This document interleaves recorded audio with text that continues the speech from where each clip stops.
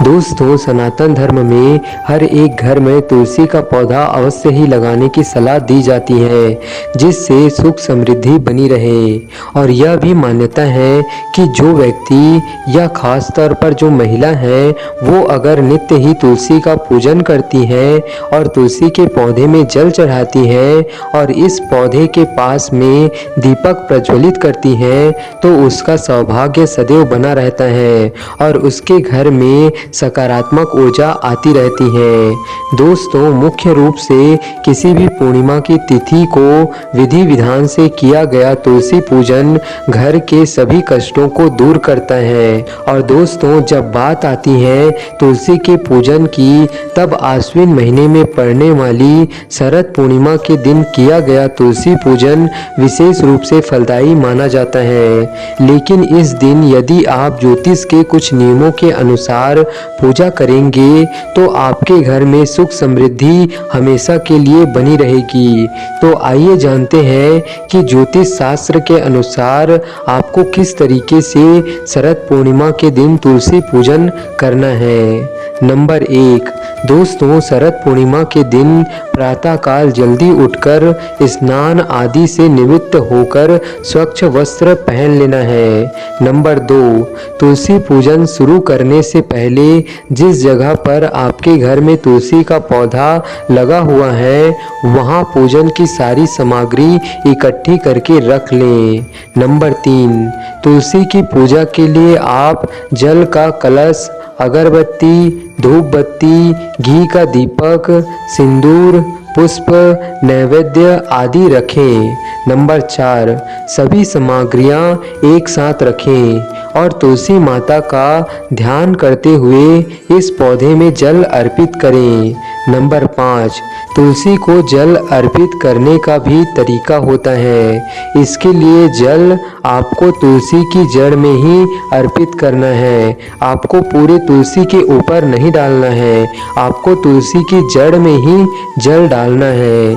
Number 6, तुलसी में जल चढ़ाने के साथ इसकी 3 परिक्रमा भी करें, यानी कि तुलसी में जल चढ़ाने के बाद आप तुलसी मैया की 3 परिक्रमा जरूर करें।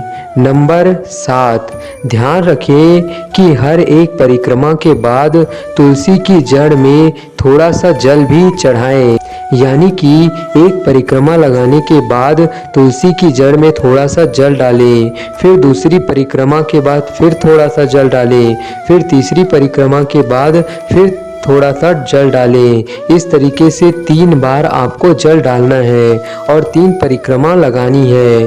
और तीनों परिक्रमा पूरी होने के बाद तुलसी के पत्ते पर भी थोड़ा सा जल आपको छिड़कना है। और शरद पूर्णिमा के दिन यदि आप तुलसी की जड़ों में कच्चा दूध अर्पित करेंगे तो इससे आपके घर में कभी भी धन की कमी नहीं होगी। और तुलसी में जल अर्पित करने और परिक्रमा लगाने के बाद आप एक आसन बिछाकर बैठ जाएं और तुलसी मैया के मंत्रों का जाप करें और फिर पौधों के पास धूप बत्ती और घी का दीपक जलाएं तथा नैवेद्य अर्पित करके तुलसी माता की आरती करें। और दोस्तों, शरद पूर्णिमा के दिन तुलसी की पूजा करने का मतलब है सभी देवी देवताओं की एक साथ पूजा करने के बराबर फल प्राप्त करना, क्योंकि शरद पूर्णिमा में तुलसी की पूजा करना सभी देवताओं की पूजा करने के बराबर माना जाता है। दोस्तों, शरद पूर्णिमा के दिन तुलसी का पूजन